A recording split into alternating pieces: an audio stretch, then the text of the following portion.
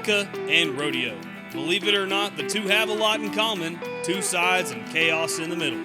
For San Angelo Live, I'm Matt Trammell. The left or the right?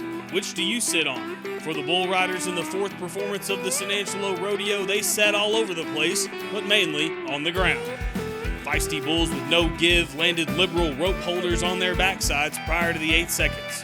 One who made it out alive was Arizona cowboy JC Mortensen.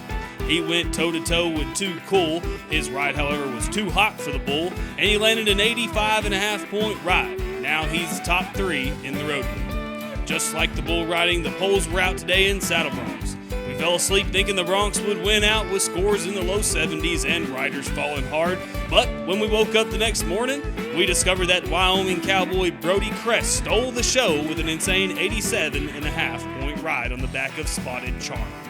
I caught up with Cress after the show to talk about his big day. It's Saddle Bronc, presented by Indeco Industrial Electric.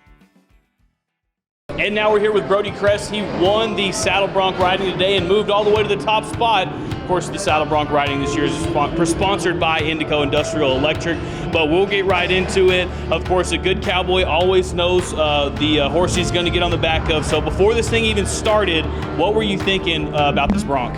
You know, I've got to see a lot of videos of that horse, and she always gives guys a chance. You know, jumps out there, has a great day. Just kind of how much you can help her and do your part. So I was just focused on that. Knew I had a chance coming in, and it lucked out and got it put together.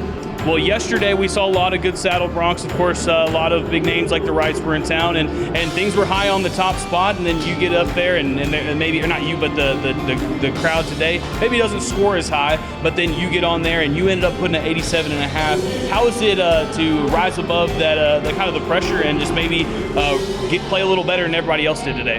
You know, it's awesome. That's the feeling we're chasing. That's what you get hooked on. You know, is that adrenaline, being able to show up and do your job and have fun with your buddies and have it go good. You know, like I said, coming in here, you don't know what's gonna happen, but coming in, having a good horse, getting to ride with my traveling partners, and being at a great rodeo with a great crowd, you know, you expect good things. So I'm glad that I was able to live up to that and go out there and make it happen.